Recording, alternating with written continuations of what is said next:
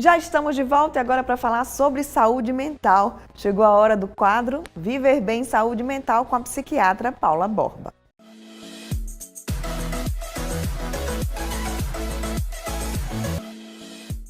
Olá pessoal, hoje nós vamos conversar sobre um tema bem comum, né? Que as pessoas têm bastante curiosidade e às vezes até confunde mesmo. Então nós vamos conversar sobre ansiedade.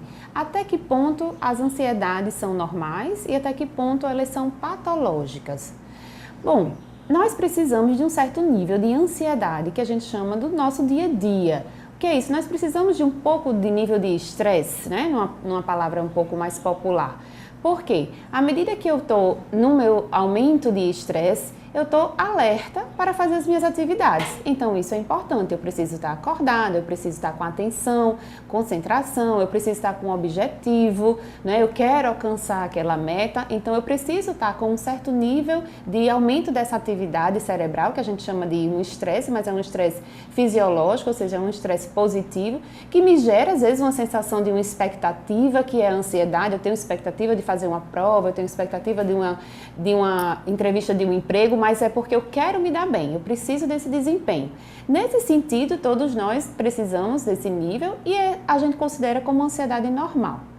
Mas quando é que ela vai ser patológica? Se nós continuarmos dentro desse nível de aumento de estresse, de muitas atividades, e eu aumento a sobrecarga, e eu começo a dormir menos para poder estudar mais, eu começo a dormir menos para poder trabalhar mais, eu começo a diminuir as minhas atividades que eu possa parar, descansar e ter um lazer para poder inserir outras atividades que me levam a uma sobrecarga, eu começo a aumentar o meu nível de estresse e aí eu começo a diminuir a minha performance. Então, se eu aumentar demais a minha sobrecarga de coisas, eu não vou conseguir dar conta. E aí eu vou começar a me sentir sobrecarregado, cansado, passo o dia com a sensação de que não tive a atenção, a concentração, que não rendi o suficiente. Nesse ponto, então, a ansiedade ela passou a ser maior do que a minha capacidade e a gente considera que ela seria, então, patológica. Então, como é que a gente vai perceber? A gente vai perceber se essas sensações que eu tenho de expectativa das coisas, elas estão já me atrapalhando. Eu vou passar a maior parte do tempo do meu dia com dificuldade de me concentrar, fico mais lenta, parece que exige um esforço maior para eu fazer atividades que eu costumava fazer. Eu me sinto muito cansada, eu me sinto com dificuldade de conversar e ter paciência com as pessoas. Então, por quê? Porque, na verdade, aquele nível de ansiedade ele já está bem maior e comprometedor. Nesse momento, então, é a hora da gente observar se aquilo se tornou uma doença. Então, ela deixa de ser chamado só ansiedade e a gente vai chamar de transtorno de ansiedade.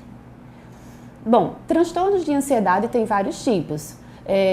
Um dos tipos mais comuns que as pessoas popularmente conhecem, a gente chama de pânico. O transtorno de pânico, ele é um transtorno que é muito rico em sintomas físicos. Então, de repente, as pessoas elas passam a sentir muitas sensações no corpo que parecem que ela vai ter um outro tipo de adoecimento. Então, ela sente uma dor no peito, uma sensação de falta de ar, uma pressão na cabeça, sente o corpo dormente e ela pensa que está tendo um outro problema, como, por exemplo, um infarto, um outro problema e procura uma ajuda médica, procura um pronto-socorro na tentativa de reconhecer aquilo dali como alguma doença. E aí, depois de que os exames estão normais e que essa pessoa foi bem investigada, então a gente vai compreender que, na verdade, aquilo tinha sido um pico de ansiedade e por ele ter sido de forma muito abrupta, a gente dá esse nome de transtorno de pânico. Um outro tipo muito comum que nós chamamos é o transtorno de ansiedade generalizada. Esse nome não é que ele seja mais grave, mas o nome generalizado dá um sentido de que eu tenho ansiedade para várias coisas do dia a dia. Então, as coisas da rotina, como o meu trabalho, a dinâmica da minha casa, a preocupação com meus filhos, se eu vou fazer uma viagem, se eu tenho contas a pagar, se eu posso adoecer, se eu vou ter recursos para tomar conta de todas as coisas. Esse tipo de preocupação que é da rotina me gera um sofrimento desproporcional em que tira meu sono, em que me gera um cansaço, que tira meu apetite e eu passo a me preocupar tanto com essas coisas que eu não consigo funcionar. Bom, então identificando que eu já desenvolvi uma ansiedade patológica, como a gente conversou, algum tipo de transtorno desse de ansiedade, então a gente vai precisar de um acompanhamento médico, psiquiátrico, para a gente avaliar se é o momento de uso de uma medicação e também se é o momento de uma psicoterapia, que vai me ajudar a identificar quais são os fatores que estavam me levando à ansiedade, quais são essas preocupações maiores no meu dia a dia, e eu vou tentar modificar essas coisas dentro da minha vida, inserindo alguns hábitos de bem-estar, né? Inserindo uma medida de alimentação saudável, por exemplo, de um sono reparador, né? De resolver o conflito que eu estou podendo resolver. Então, eu vou aprender a pensar de outra forma. Se isso não for só o suficiente, as pessoas realmente às vezes sentem muitas queixas físicas também, ou tá com dificuldades de sono e no apetite, pode ser necessário o uso de um medicamento que vai ser devidamente prescrito pelo médico psiquiatra.